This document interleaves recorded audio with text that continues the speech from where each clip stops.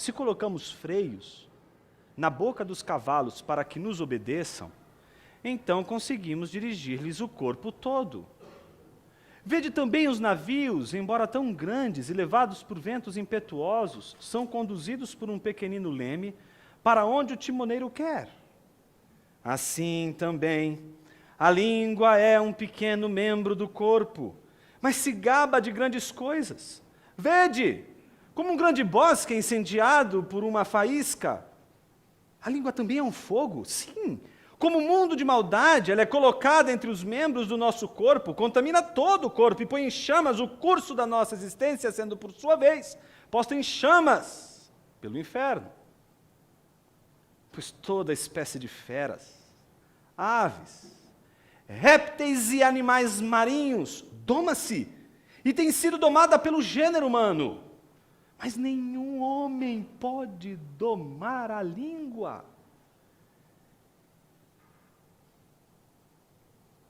É um mal que não se pode conter.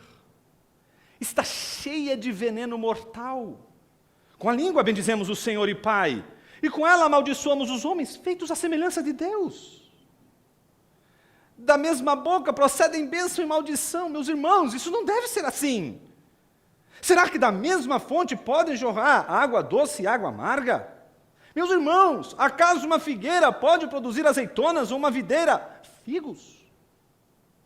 Tampouco uma fonte de água salgada pode dar água doce. Oremos. Senhor Deus, diante de Tua palavra estamos e tememos a possibilidade de ouvirmos e não entendermos. E porque tememos tanto não entender Tua palavra e sairmos daqui vazios, que clamamos, suplicamos ao Teu Santo Espírito, rogando que Ele nos revele,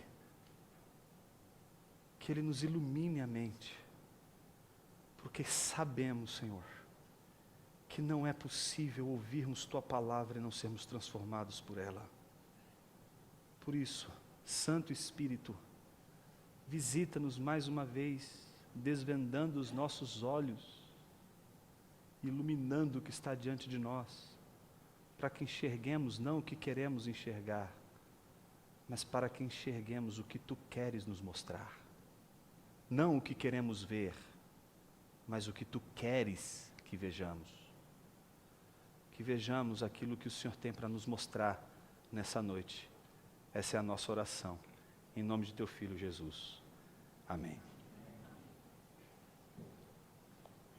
Eu tenho um amigo muito querido, pastor da Igreja Presbiteriana do Brasil, lá em Recife, professor também do Seminário do Norte, professor de exegese bíblica. Ele me contou uma vez que um dos jovens lá da igreja chegou para ele com uma dúvida assaz terrível. Ele disse assim: pastor, eu queria entender um negócio.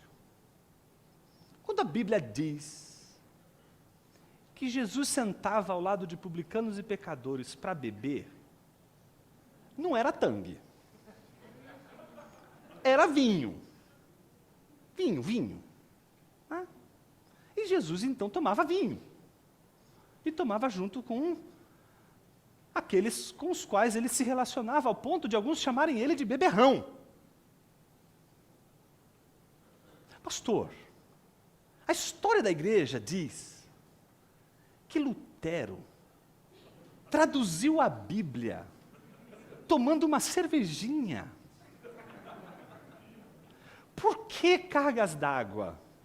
Eu não posso tomar um vinhozinho e tomar uma cervejinha. Esse meu colega presbiteriano disse assim para ele: mas quem disse que você não pode? É só você fazer o que eles fizeram que eu deixo você tomar todas as que você quiser.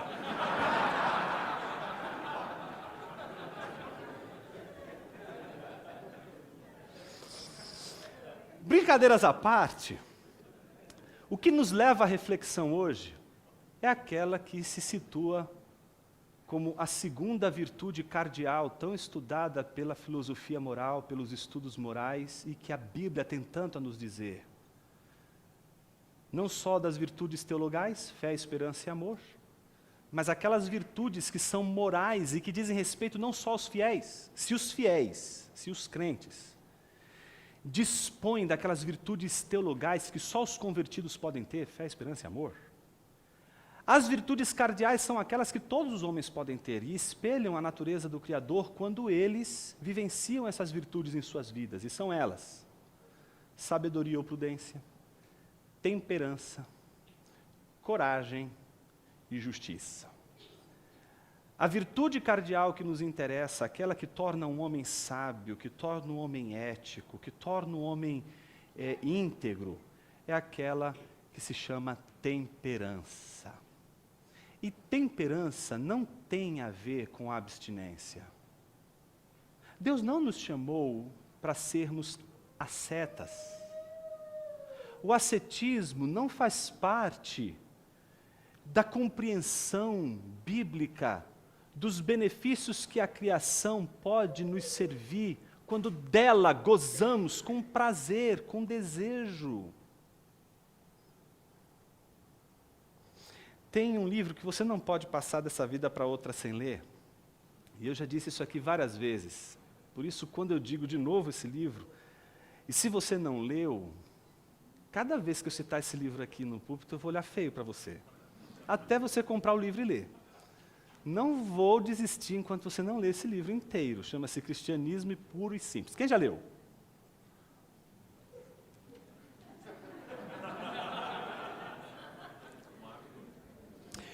O terceiro livro do Cristianismo Puro e Simples, ele vai trabalhar as virtudes cardeais. E ele vai trabalhar justamente a temperança. E ele vai dizer o seguinte, preste atenção. Temperança. Infelizmente, é uma dessas palavras que mudaram de sentido.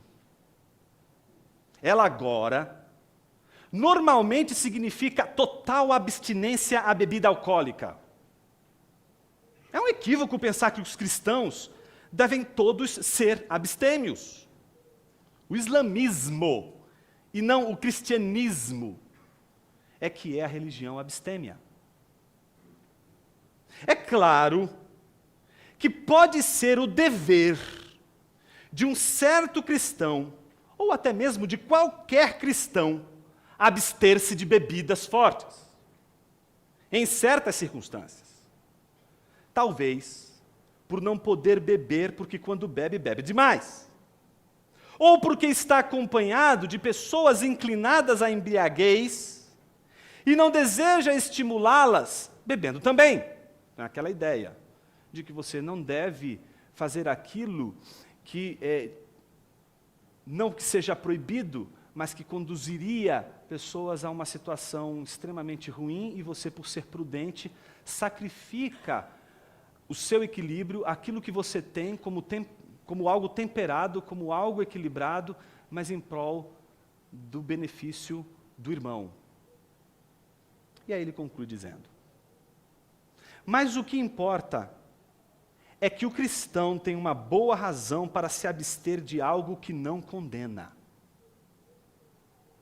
E que gosta de ver os outros usufruindo. Uma coisa que caracteriza a ação do homem mau é que ele, se tem que renunciar a alguma coisa, exige que todo mundo também o faça. Essa não é uma atitude cristã. O cristão pode achar conveniente renunciar a toda espécie de coisas por motivos particulares. Pode renunciar ao casamento. Pode, por exemplo, adotar a vida celibatária, porque está lidando, por exemplo, com inclinações homossexuais ou com inclinações pecaminosas as mais terríveis.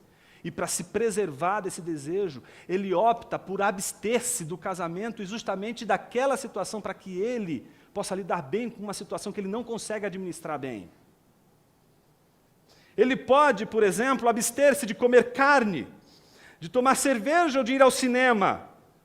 Mas, se começar a dizer que essas coisas são más em si mesmas, ou desprezar o que dela se servem, os que dela se servem, está no caminho errado. Não existe nada mais terrível no cristianismo do que a compreensão dualista que divide o mundo em dois e diz o seguinte: existem coisas que são de Deus e existem coisas que são do diabo. Presta atenção no que eu vou te dizer. Nada é do diabo. Tudo é de Deus. O que o diabo usa, o que qualquer outra pessoa má usa, distorce a boa criação de Deus, corrompe a boa criação de Deus e usa de forma indevida aquilo que Deus criou. Mas não temos autoridade para dizer que existem coisas neste mundo que não pertencem a Deus. Ele é Senhor de toda a sua criação e não há 1 centímetro quadrado, como diz Abraham Kuyper, um famoso estudante aí e pensador cristão, não há nenhum centímetro quadrado da nossa existência que Cristo não clame, não diga, é meu. Se você é um cristão, você não pode nem dizer que Satanás é inerentemente mau. Um cristão que faz do diabo o mal, ele transformou o diabo num Deus. Isso se chama maniqueísmo. Maniqueísmo é quando você tem um Deus bom de um lado e um Deus mau do outro. E é como se houvesse uma luta, uma batalha entre os dois, e dependendo da sua oração, um vai ganhar, o outro vai perder. Não sabe, está rolando uma batalha espiritual lá no céu e você está quase com um joystick aqui. O seu joystick é a oração. Aí o seu dedo da oração não está funcionando, aí começa a Deus perder a batalha. Você... Para ver se Deus vence a batalha. Não. Vou desenhar. Deus, anjos e demônios. Deus não luta contra Satanás. Não há luta. A batalha pode existir entre Miguel e Satanás, mas não existe entre Deus e Satanás. Pode existir uma batalha entre anjos, pode existir uma batalha entre homens, mas o Senhor do universo jamais sangra numa batalha. Não há batalha que Ele não seja Senhor, não há batalha que Ele não vença. Por isso, quando um cristão entende que Satanás é o mal, a primeira coisa que ele esqueceu é que Satanás é a boa criação de Deus, que se corrompeu, mas que guarda em si elementos da boa criação de Deus, como inteligência, espiritualidade, vontade, tudo isso são coisas boas, que ainda estão ali presentes. Então ele não é inerentemente mau, ainda apresenta coisas boas. Mas a leitura cristã é de que ele está condenado por causa de seu pecado, não pode mais mudar a sua condição de pecaminosidade, e o seu interesse é exatamente destruir a obra de Deus. A gente deveria ter isso muito claro em nossa mente, principalmente porque o objeto das nossas reflexões aos domingos tem sido Tiago. E uma das teses que a gente tem dito de diversas formas, de diversas maneiras aqui, é de que Tiago, quando escreveu a epístola, ele está escrevendo essa epístola lendo do seu outro lado, não só o Sermão da Montanha, mas sobretudo o livro de Jó. E o livro de Jó nos mostra que até Satanás está submisso à vontade de Deus e faz o que lhe apraz. Quando a gente lê Paulo, por causa da sua soberba, dizendo que me foi posto um espinho na carne, um mensageiro de Satanás, vindo da parte do Senhor, deveria nos fazer dobrar os joelhos e dizer: Senhor, como eu pude pensar que existem outras forças que podem competir contigo? Se tudo o que acontece na minha vida, de alguma forma me humilha, eu não posso entender como algo que não está debaixo do teu olhar, da tua vontade. O que o Senhor quer me ensinar com tudo isso? E uma das coisas que Deus permite que você e eu passemos na vida são as tentações. As tentações com o corpo. Quando a gente fala de temperança, a gente fala do bom equilíbrio. A gente não fala, por exemplo, de comer menos, mas tampouco de comer mais. O que a gente fala é de comer com equilíbrio e sentir o prazer que tudo isso dá. Mas o que é que faz com que alguns extrapolem os limites e esperem redenção dos seus desejos? O que é isso que descontrola o nosso corpo? os membros do nosso corpo, e faz com que as paixões mais diversas da nossa natureza humana nos controlem, nos roubem a paz e nos tornem escravos delas de uma tal maneira que a gente não consegue se livrar dessas forças. Como lidar com essas paixões e esses desejos de nosso corpo, que envolvem tantas coisas, desde comer, beber, desde a sexualidade, tudo que nos envolve, como podemos dar conta dessas paixões de uma maneira temperada, de uma maneira equilibrada? Sempre os gregos, quando falavam sobre temperança, lidavam com uma coisa chamada acrasia. A acrasia é a incapacidade que alguém tem de alcançar o equilíbrio, e por isso faz escolhas precipitadas e que extrapolam, e que se tornam desejos consumidores acima do normal. São coisas doentias, são paixões doentias. E essas acrasias, elas podem ser ou por causa de um equívoco, e essa é a acrasia fraca, ou ela é uma acrasia forte. Você sabe que é errado, você sabe que não está certo, você sabe que passou dos limites, e ainda assim você cede seu corpo para ultrapassar os limites, você cede suas paixões para ultrapassar os limites, você ultrapassa a linha, você perde a boa medida, você perde a temperança, é destemperado. A grande pergunta é: o que a Bíblia tem para nos dizer sobre temperança? Tiago capítulo 3 tem muito para nos falar sobre temperança. Muito. E para a gente entender o argumento de Tiago sobre temperança, precisamos compreender a estrutura do seu raciocínio. Qual é a estrutura do raciocínio de Tiago? A primeira coisa que ele faz é apresentar um contexto. Depois de apresentar o contexto, ele apresenta uma regra de ouro. A regra de ouro da boa temperança, da temperança. Depois ele apresenta 3 ensinos que decorrem dessa regra de ouro. Contexto, regra de ouro e 3 ensinos que decorrem dessa regra de ouro. Vamos começar com o contexto. Versículo 1. Meus irmãos, muitos de vós não devem ser mestres. O que Tiago está dizendo? Que aquela igreja tinha muitos mestres. Primeira coisa é que existiam muitos mestres. E ele está dizendo: muitos aqui não deveriam ser mestres. Então tem muitos mestres na igreja. E ele está dizendo: muitos desses mestres não deveriam ser mestres. Por várias razões. Mas talvez a mais importante de todas elas: falta de vocação, falta de preparo, falta de senso da realidade da vocação de ser um mestre, de ser alguém que ensina.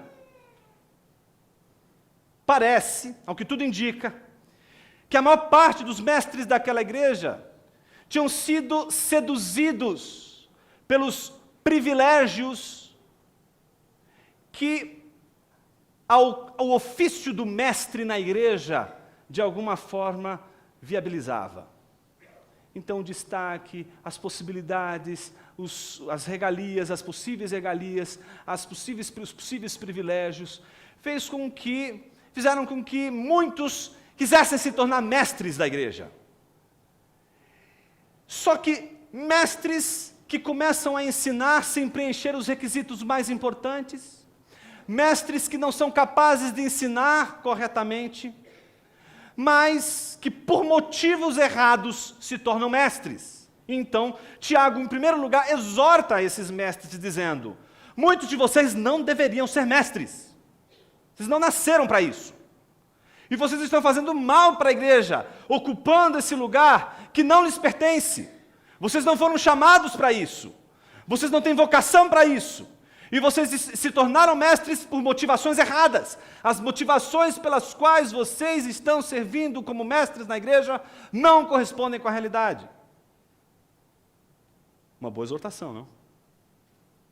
Só que ela não termina aí. Ela termina com a inclusão do próprio Tiago naquilo que ele considera ser fundamental para aquele que quer ser mestre na igreja: a consciência da sua dura responsabilidade como mestre.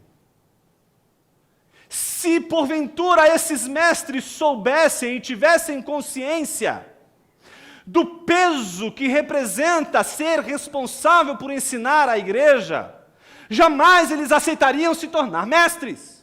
Então, por isso ele vai dizer, sabendo que seremos, e aí ele se inclui como um mestre da igreja, como alguém que também ensina a igreja, mas alguém que está consciente do peso que significa ensinar a igreja, da responsabilidade que é ensinar corretamente o rebanho de Cristo Jesus. Então ele chega e diz, sabemos que seremos julgados de forma mais severa. A ideia, portanto, é de que muitos se tornaram mestres sem ter a consciência de que aquela vocação exigia deles um comprometimento e um julgamento mais severo, caso eles não cumprissem a sua vocação, tal como ela deve ser cumprida. Então Tiago chama a atenção para a responsabilidade que sobrecai entre aqueles que são chamados e vocacionados para ensinar a igreja. Mas a gente não pode passar para o próximo tópico, que é aquele referente à regra de ouro, sem antes levantar uma questão importante que vai trazer luz sobre todo o resto, todo o texto que vem a seguir. Qual é o material, o instrumento de trabalho de um mestre, senão a palavra?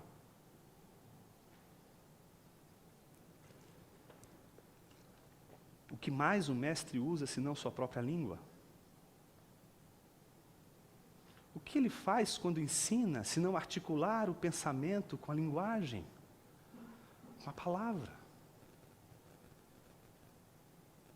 E um mestre que não sabe usar a palavra, um mestre que não sabe usar a linguagem, um mestre que é imprudente com relação à língua, que é destemperado, que não consegue usar as palavras na medida certa, não consegue a palavra de sabedoria. E quando não há a palavra de sabedoria, o que sobra é a palavra da tolice. O tolo ele só está preocupado em falar. Mas o sábio temperante, ele procura a boa palavra. Ele não escolhe qualquer palavra. Ele sabe o que uma palavra é capaz de fazer. Meus irmãos, a igreja dividiu por causa de uma palavra. Filioque. Uns acreditavam que o Espírito Santo procedia só do Pai. Mas outros disseram, não, os ocidentais disseram, não, procede do Pai e do Filho. Isso é filioque. E do Filho. E por causa disso, a igreja oriental foi para um lado e a igreja ocidental foi para o outro. Uma igreja foi dividida por causa de uma palavra.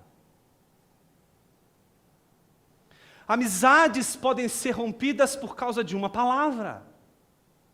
Relacionamentos podem ser destruídos por causa de uma palavra.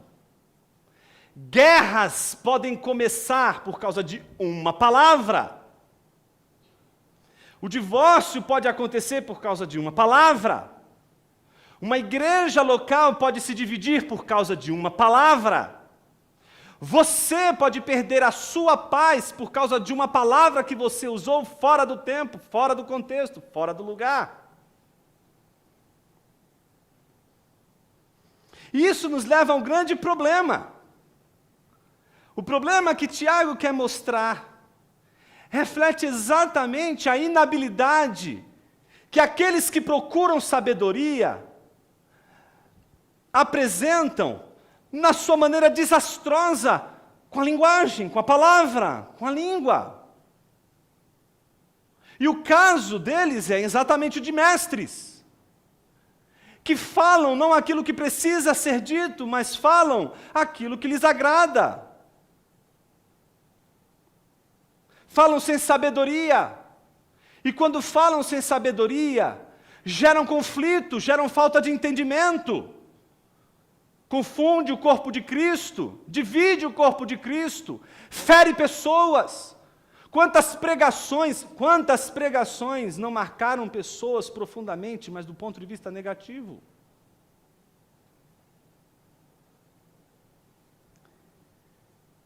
Me lembro de uma vez, quando era bem menino na igreja, faz pouco tempo.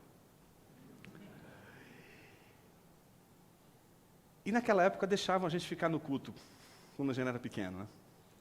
E aí estava o pastor pregando, e a gente ficava no banco da igreja, riscando, né? Não, olha, escuta o que eu estou te falando. Deixa o seu filho riscar à vontade o caderno. Saiba de uma coisa, ele está ouvindo a palavra. Ele está ouvindo aquilo ali. No meu caso, para o meu desespero. O pastor estava pregando aquela passagem de Mateus capítulo 12. Diz, qualquer pecado que for proferido contra o Espírito Santo, não haverá perdão. Irá para o inferno, direto, sem escala. Todavia, se você pensar qualquer coisa sobre Deus Pai, qualquer coisa sobre Deus Filho, haverá perdão. Você pode pensar a coisa mais terrível do Pai. Você pode pensar a coisa mais terrível do Filho. Mas se você pensar a coisa mais terrível do Espírito Santo, você estará condenado ao inferno. Nessa hora eu já estava condenado, porque eu já tinha pensado. Meus irmãos, foi um desespero, porque eu já tinha pensado. Falei, Senhor, acabou, estou condenado ao inferno. Eu sou um crente evangélico condenado. E foi o pavor da minha vida, até os meus 16 para 17 anos. Na época eu tocava bateria na igreja, meus irmãos. Ainda bem que não é mais permitido isso aqui. E eu me lembro de tocar bateria na igreja, pensando, meu Deus, o povo está cantando e eles não sabem que eu sou um condenado. Se eles soubessem que eu sou um condenado ao inferno. Gente, eu fiquei doido com aquilo. Eu tinha sonhos os mais terríveis. Aí os psicólogos aí vão entender bem, não é? A primeira coisa que me chamava a atenção nos sonhos, a única imagem que eu lembro, era de repente, no meio do sonho, aparecia a igreja toda na minha frente, eu no inferno. Eu estava no inferno, eu não enxergava nada no inferno, mas eu enxergava a igreja. Eu vi a igreja toda atrás assim. No meio, meu pai, que era pastor da igreja, fazendo assim. Minha mãe chorando, desesperada, estendendo as mãos, aquela dor, e eu sofria desesperado, Senhor, eu estou condenado ao inferno. Aí eu decidi, ninguém vai saber também que eu fui condenado ao inferno. Vou viver como alguém que ninguém vai saber que eu sou condenado ao inferno. E eu comecei a viver assim, esse cinismo dentro da igreja. Mas uma coisa me surpreendia. No momento que a gente louvava na igreja, no momento que a gente orava, vinha no meu coração um amor tão grande por Deus. E eu me perguntava, Senhor, como eu posso amar aquele que me condenou ao inferno? Como eu posso amar, cantar, louvar, se você já me condenou ao inferno? Foi uma crise, irmãos. Resolveu quando eu entrei no seminário. Quando eu entrei no seminário, tem uma matéria chamada exegese. Tem seminarista aqui. Essa matéria pode salvar sua alma. Pode salvar sua alma. Exegese bíblica, quer estudar o texto bíblico no original, fazer o trabalho que todo pastor deveria trazer, antes de entregar um sermão, para não desviar a mente das pessoas, para não fazer com que pessoas sofram por causa de uma pregação falsa, inverídica, deveria fazer. E aí o professor disse assim, vocês vão apresentar uma exegese de qualquer texto, vocês escolham um texto, vocês vão apresentar a exegese do texto. Qual foi o texto que eu fiz exegese? Foi aquele, eu precisava resolver aquela questão. E aí eu descobri, na exegese do texto, que Mateus não estava interessado em estabelecer uma espécie de hierarquia de pecados, do tipo, se você pecar contra o Espírito Santo, não tem jeito, se você pecar contra o Pai e contra o Filho, já era. Ou, ao contrário, você está bem. Então você pode pensar qualquer coisa de Jesus, pode falar qualquer besteira de Jesus, mas se fizer qualquer coisa contra o Espírito Santo, já era, está no inferno. Quando a gente olha para o texto, a gente descobre que essa é a passagem que os fariseus dizem que Jesus está expulsando os demônios pelo dedo de Beelzebu, o maioral dos demônios. Lembram disso? E aí Jesus repreende eles dizendo, Mas se eu faço isso, eu estou em contradição, porque reino dividido, pedra sobre pedra, não subsistirá. Como pode haver essa contradição? Não há. Mas se eu expulso os demônios pelo dedo de Deus, é chegado o reino dos céus. Ele conclui dizendo, e aí fala a grande frase, pecado que for cometido contra o Pai, se lhes há perdoado, mas contra o Espírito não. A pergunta é, por que o Espírito não? Porque a obra de Jesus não é uma obra de demônios, mas é uma obra do Espírito. O pecado mortal contra o Espírito não é pensar uma besteira do Espírito, mesmo porque você não controla os seus pensamentos. Essa é a primeira coisa que você vai descobrir na sua vida toda. Que de repente você não quer pensar em algo e pum, já pensou. É a coisa mais comum dessa vida. E se Deus nos condenasse por causa disso, todos estaríamos no inferno. Então não pode ser por isso. Só pode ser pelo fato de que alguém explicitamente está dizendo que aquilo que Jesus está fazendo, que a obra de Jesus não é do Espírito, mas é de demônios. E quando você diz que a obra do Espírito, que a obra que o Espírito faz na vida de Jesus é de demônios, então você blasfema contra o Espírito. E aí, para que você não saia daqui, condenado ao inferno, achando que você blasfemou contra o Espírito, porque você olhou uns irmãos meio estranhos, e disse assim, isso não é coisa de Deus. E aí você vai sair daqui dizendo, eu acho que eu blasfemei contra o Espírito Santo. Porque eu disse que aqueles irmãos estavam fazendo coisas estranhas, ali é coisa do demônio. Então eu fui condenado ao inferno por causa disso. Para que você não saia daqui pensando isso. Não é o que os irmãos fazem. O pecado contra o Espírito Santo não diz respeito ao que acontece na igreja. O pecado contra o Espírito Santo não é você afirmar que alguma coisa que acontece na igreja é coisa de demônios ou coisa de Deus. É quando nitidamente você diz que a obra de Jesus é obra de demônios. É um julgamento da obra de Jesus, do que ele fez na cruz, da sua encarnação. É a questão que envolve, portanto, a apostasia, que envolve a negação da obra de Jesus, que envolve a fé, a crença em Jesus Cristo. Meus irmãos, quando eu fiz essa exegese, nunca mais eu sonhei. Por isso estudar a Bíblia é tão bom. Pode libertar você. Por isso que eu encorajo pessoas a estudarem bom seminário, sim. Encorajo você a estudar teologia, sim, porque o estudo da teologia, e da teologia séria, pode libertar você. Às vezes uma ideia errada, que foi plantada em seu coração, te faz sofrer. Veja, um falso ensino pode fazer uma pessoa sofrer durante um longo tempo de sua vida. A preocupação de Tiago é legítima. Se a gente usa mal a palavra, se a gente usa sem entendimento a palavra, a gente pode prejudicar os nossos irmãos. E aí, o argumento dele fica pronto, com a seguinte regra, versículo 2. Todos tropeçamos em muitas coisas. Olha que bênção, irmãos. O que ele está dizendo logo de cara? Ele está apresentando aí a consciência de si que todo ser humano deveria ter, principalmente os cristãos. De que todos nós tropeçamos. E não é em poucas coisas. Em muitas coisas. Então Tiago tem consciência de que inclusive ele tropeça em muitas coisas. Erra, falha. Mas olha o que ele diz em seguida. Se alguém não tropeça no falar, o que esse alguém é? Íntegro. Perfeito aí é a palavra íntegro, a mesma que é usada lá no início do capítulo 1, quando ele fala do homem que alcança a ação perfeita porque persevera, versículo 4, e a perseverança deve ter ação perfeita, deve ter ação íntegra, está falando aqui da integridade. Esse homem sábio, esse homem íntegro, qual é a marca dele? O fato de que ele não tropeça no quê? No falar. Então, se alguém não tropeça no falar, este alguém é sábio e capaz, preste atenção, de refrear também seu corpo inteiro. Qual é a regra de ouro, meus irmãos? Quem domina o mais difícil, domina o mais fácil. E a coisa mais difícil de dominar não são as suas paixões sexuais,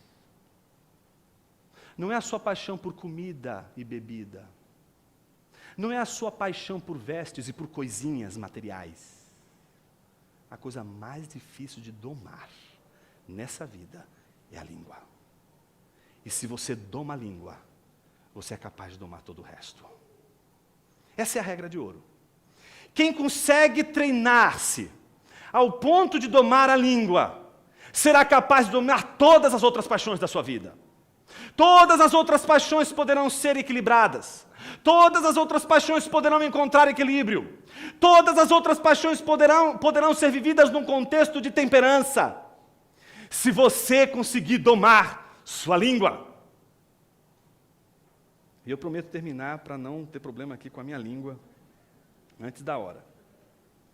Quem domina, portanto, o mais difícil, consegue dominar o mais fácil. E ele dá 2 exemplos. Como de costume, ele dá 2 ilustrações. A ilustração de um freio que se coloca na boca dos cavalos para que nos obedeçam. Então, veja, se você doma ali o cabresto, se você doma ali o freio, todo o corpo do cavalo te obedece. Ele vai para onde você guiar. E é uma coisinha pequena que está governando o todo. Você domina aquilo ali, você domina todo o resto. O segundo exemplo é o exemplo de um grande navio. E esse grande navio é governado por um leme. Ele é enorme, ele é gigante. Se você pegar o navio inteiro e tentar mover ele com seus braços, você não vai conseguir. Mas se você domar ali o leme, dominar o leme, e você mexer ali para a direita ou para a esquerda, todo aquele monstrengo vai se mover. Você não vai conseguir mover todo o corpo sozinho. Você move todo o corpo, aprendendo a mover o que é mais difícil na vida, sua língua. 3 são os ensinos de Tiago. Primeiro, ele vai mostrar que a gente precisa domar a língua, porque os efeitos da língua, principalmente a língua destemperada, são desproporcionais. Por exemplo, vejamos os versículos de número 5 e 6. Assim também, a língua é um pequeno membro do corpo, mas se gaba de grandes coisas. Primeira coisa interessante é como a gente tem aquela capacidade, não é isso? De realizar uma coisa assim, não tão interessante, mas a gente com a língua consegue transformar aquilo na maior de todas as conquistas da nossa vida. Quando a gente vai contar, a gente diz com aquele glamour avassalador, como se a gente fosse aquele herói grego, Aquiles. Você fez uma coisa absurdamente comum e ordinária, mas é que o ordinário não te chama atenção, não há nada de interessante no ordinário. Mas a sua língua tem o poder de aumentar as coisas de uma tal maneira que a coisa ganha proporções incríveis. Já falei para vocês do meu amigo que costuma inventar histórias. Você testemunha o fato, mas ele olha aquele fato e vai contar do jeito dele aquele fato. Então, se você, de repente, tem um canivete na sua mochila e tentou passar no controle aéreo, né, e aí o controle lá te parou, e ele, poxa, é por isso que você não está passando, você está com um canivete aqui, você tem que jogar esse canivete fora. Ele vai dizer, gente, vocês não acreditam, o cara quando passou pelo controle, quando tirou ali dentro, era uma espada de samurai. Começa a contar de uma maneira tão megalomaníaca. Mas eu confesso para vocês, eu prefiro a história dele do que o real. A história é mais interessante, ela é cheia de vida, ela é gigante, ela é gloriosa, ela é maravilhosa. Ninguém se contenta com histórias reais. O simples, o ordinário, a gente tem que incrementar. A língua faz isso. A língua tem que superdimensionar nossas experiências. Mas ela não só faz isso, o versículo continua dizendo, vede como um grande bosque é incendiado por uma faísca. Uma faísca faz um bosque todo incendiar. Quer ver um outro exemplo? Se a língua consegue superdimensionar o discurso, a língua também pode destruir um mundo ao seu redor. Por exemplo, o que é a fake news? O que são as notícias falsas? É um sujeito que vai lá e recebe, vai lá e ainda compartilha, não é isso? Nas redes sociais. Está lá a foto de Machado de Assis criticando o Templo de Salomão. Tá lá. O Templo de Salomão é a coisa mais esdrúxula que existe na arte contemporânea. E coloca embaixo, assinado Machado de Assis. Tem gente compartilhando. Eu fui aqui, obviamente, irônico, para dizer que a gente pode, com notícias absurdamente erradas, falsas, incendiar o universo à nossa volta. Quantos casos de bullying, por exemplo, na escola não são frutos de uma mentira? Então, a língua tem essa capacidade de, num contexto, envenenar tudo, incendiar tudo. Incendiar tudo. Eu já disse para vocês que o livro de Tiago está todinho escrito com base no livro de Jó. Para onde você acha que a gente vai agora? Para o livro de Jó. Jó, capítulo 2. Você já deve ter sacado onde está o problema da língua em Jó. Capítulo 2. Nós vamos ler a partir do versículo 7. Que diz assim: Satanás saiu da presença do Senhor e feriu a Jó com feridas malignas, da sola dos pés até o alto da cabeça. Sentando-se em cinzas, Jó pegou um caco para se raspar. Então, sua mulher lhe disse: Tu ainda te mantens íntegro, amaldiçoa a Deus e morre. Mas ele lhe disse: Tu falas como uma louca. Por acaso receberemos de Deus apenas o bem e não também a desgraça? Em tudo isso, Jó não pecou com os lábios. Já parou para imaginar como a gente é capaz de pecar com os lábios? De como a gente, na hora da ira, na hora do emocional, quando o emocional fica abalado, a gente fala o que não deve. Você já parou para imaginar que a pior maneira de você conversar com alguém é justamente na hora em que você está emocionalmente abalado? Que todas as vezes que você abre a sua boca para falar na hora que você não está bem, dá errado? Isso acontece porque a língua é um animal difícil de domar. Isso acontece porque a língua é ferina. Isso acontece porque às vezes a gente não consegue dimensionar o alcance do desastre que uma palavra maldita, e aí nos dois sentidos, uma palavra falsa, uma palavra sem sabedoria, ela pode destruir alguém. Já parou para imaginar como falta sabedoria nos nossos dias de luto, entre aqueles que andam conosco? Como é difícil a palavra de sabedoria na hora do luto. Por isso, meu irmão, não abra a boca, abrace. Porque é tão difícil a palavra de sabedoria. Se você não tem esse dom, fica quieto. Se você dizer assim, a vida é assim. Vai passar. Não faz isso não, irmão. A mulher de Jó, vendo Jó do jeito que estava, foi impiedosa. Mas ao mesmo tempo, a palavra mostra como Jó reagiu. Ele poderia ter amaldiçoado, ele poderia ter usado de uma maneira inadequada a sua língua. Ele tinha todas as razões para explodir naquela hora. Ele estava raspando as feridas da sua lepra, depois de ter visto seus filhos morrerem.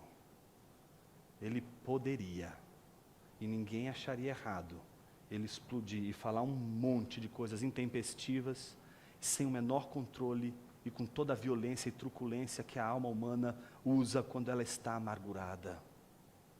Mas a Bíblia diz que ele não pecou com seus lábios.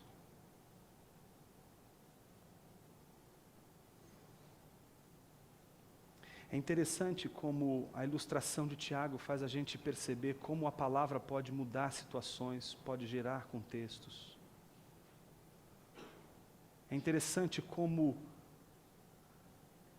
o texto bíblico de tempos em tempos vai mostrando para a gente que pessoas são transformadas quando ouvem discursos. É o caso, por exemplo, quando Davi e Saul, que andam juntos, são amigos. Eles estão voltando de uma batalha.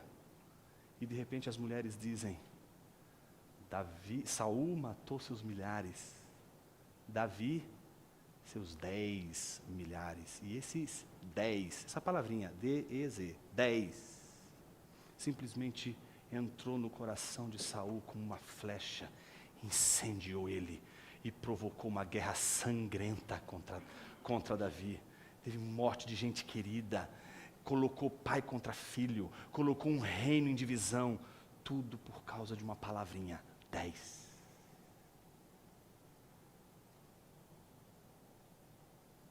Veja como o Tiago, e volte para lá, como o Tiago trabalha isso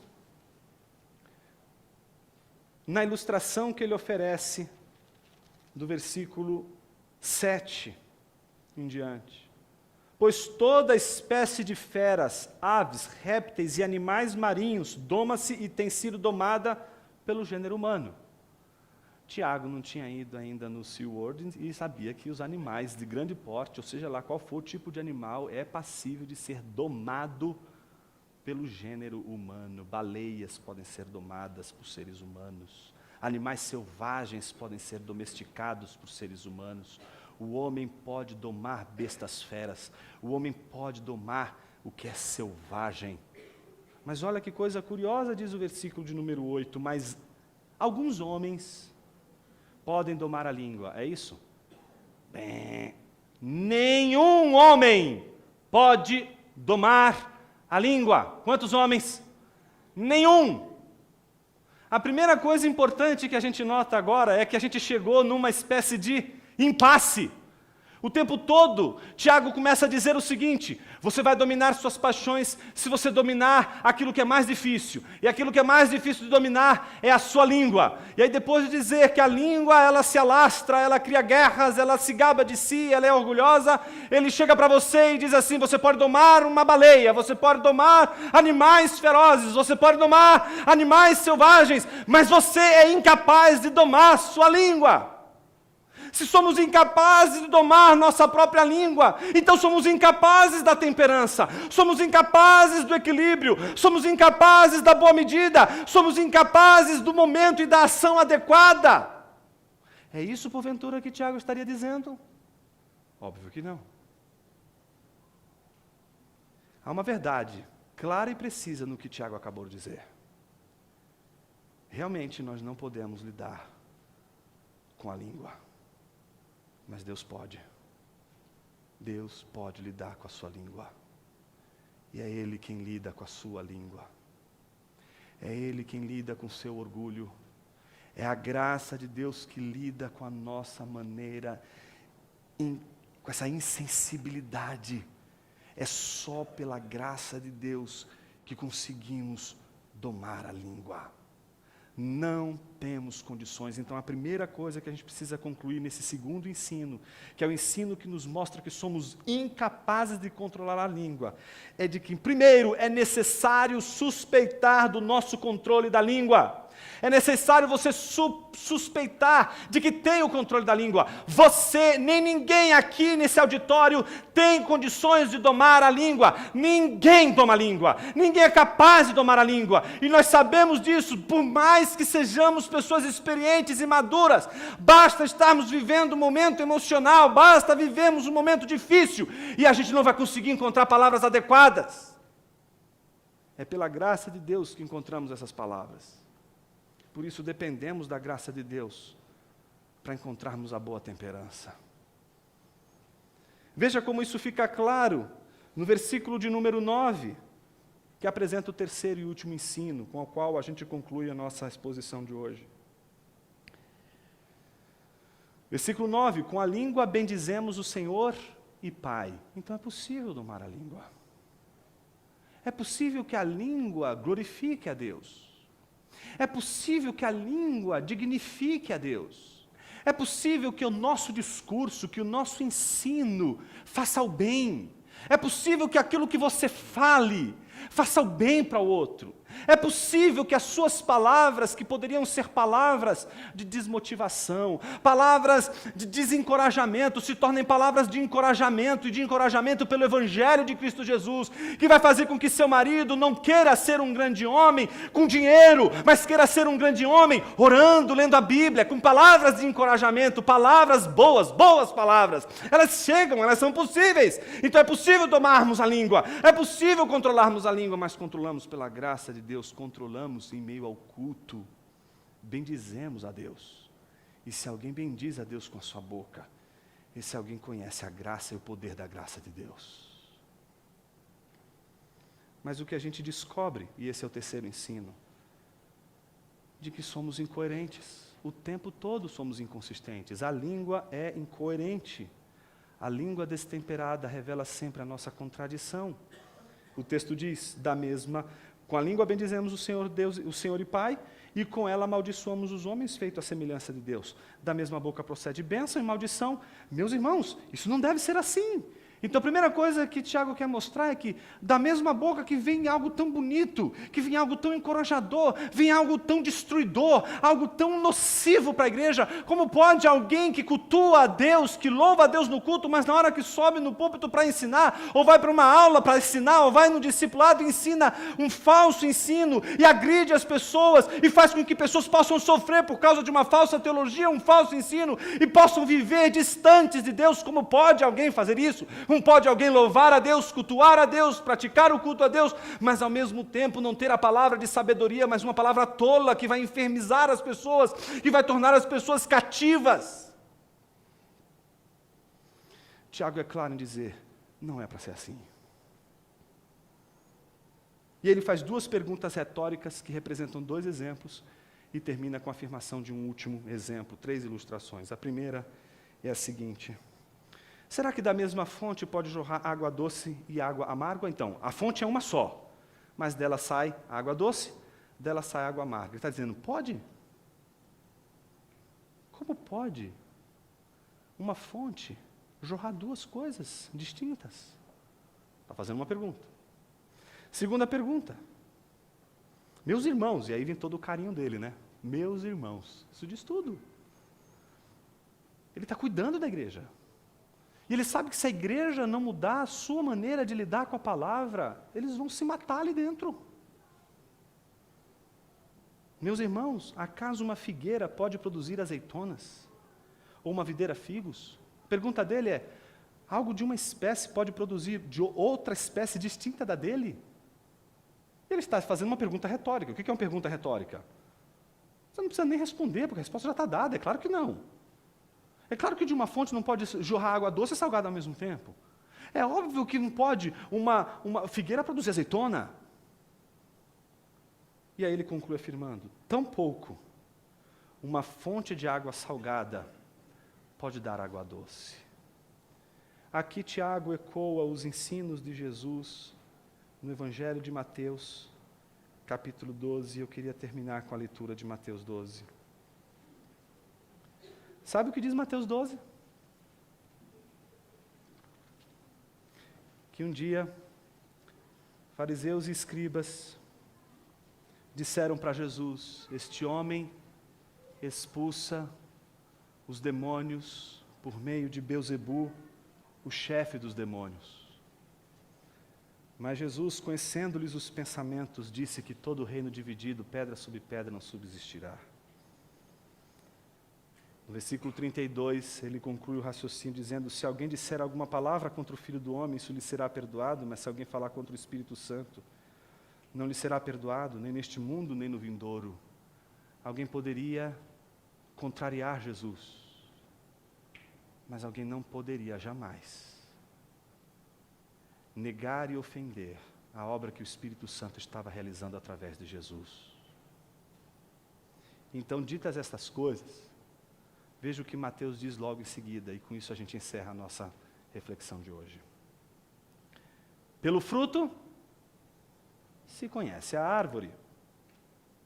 Se a árvore é boa, seu fruto será bom. Se a árvore é má, seu fruto será mau. Raça de víboras! Como podeis falar coisas boas, sendo maus? Pois a boca fala do que o coração está cheio. O homem bom tira coisas boas do seu bom tesouro. O homem mau tira coisas más do seu mau tesouro. Digo-vos que no dia do juízo, os homens terão de prestar contas de toda palavra inútil que proferirem, porque pelas tuas palavras será absolvido, e pelas tuas palavras serás condenado. Não existe outra fonte de riqueza do que o tesouro do nosso coração. Como domar a língua? Conhecendo em primeiro lugar o seu tesouro. Qual é o seu tesouro, meu irmão? Qual é o seu tesouro, minha irmã? No Sermão da Montanha, Jesus olha para os seus discípulos e diz assim para eles: onde estiver o seu tesouro, aí estará o seu coração. Sempre que eu olho para essa passagem, lembro dessa passagem, me vem à mente a seguinte indagação: se Jesus disse, onde estiver o tesouro, aí está o teu coração, como eu gostaria de na hora perguntar para ele: onde está o teu tesouro, Jesus? Que resposta você acha que Jesus diria? O tesouro dele está aqui, ó. Foi por causa disso que ele disse tudo o que disse. Foi por amor a isso que ele viveu tudo o que viveu. Nossas palavras, elas sempre dizem muito sobre o nosso tesouro. A maneira como você diz, a maneira como você se porta no seu discurso, a maneira de você empenhar a sua honra, a sua palavra, o seu compromisso, a sua maneira de lidar com a palavra, reflete o compromisso com o tesouro. Se perguntássemos para Jesus onde é o meu tesouro, qual é o seu tesouro, Jesus nos diria: a minha igreja. Mas e se Jesus perguntasse para você agora: onde está o teu tesouro? E se Jesus te perguntasse: o que enche o teu coração? Do que o teu coração está cheio? Será que a resposta dessa pergunta não seria suficiente para dizer por que a gente não consegue domar nossa língua? Talvez hoje seja um dia para dobrarmos os joelhos. Em primeiro lugar, pedirmos a graça de Deus para domarmos a língua, porque sem ela não vamos conseguir. Em segundo lugar, talvez hoje seja um dia não só de a gente descobrir que domar a língua é algo desejável, mas é algo possível, não só quando dobramos os nossos joelhos e pedimos a graça de Deus, mas quando nos comprometemos com o discipulado. Eu quero encorajar você, meu irmão, a você, minha irmã, a transformar o discipulado num modo de viver, porque é isso que Jesus espera da sua igreja. O discipulado não é um programa, o discipulado não é optativo, o discipulado é identificativo, ele identifica você como um cristão. E é o discipulado que ajuda você a enxergar o seu jeito desastrado de lidar com a vida. Você não vai conseguir domar essa língua sozinha. Você vai precisar da graça de Deus. E Deus vai usar irmãos e irmãs para ajudarem você a domar sua língua. Se você não se submeter a irmãos que possam dizer: Você extrapolou. Você foi além. Você poderia ter causado uma guerra com tudo isso. Olha, é melhor você pedir perdão. É melhor você se consertar. Quando a gente tem esse tipo de experiência, a gente descobre que é possível sim domar a língua. Mas nunca sozinho. Nenhum homem sozinho é capaz de domar a língua.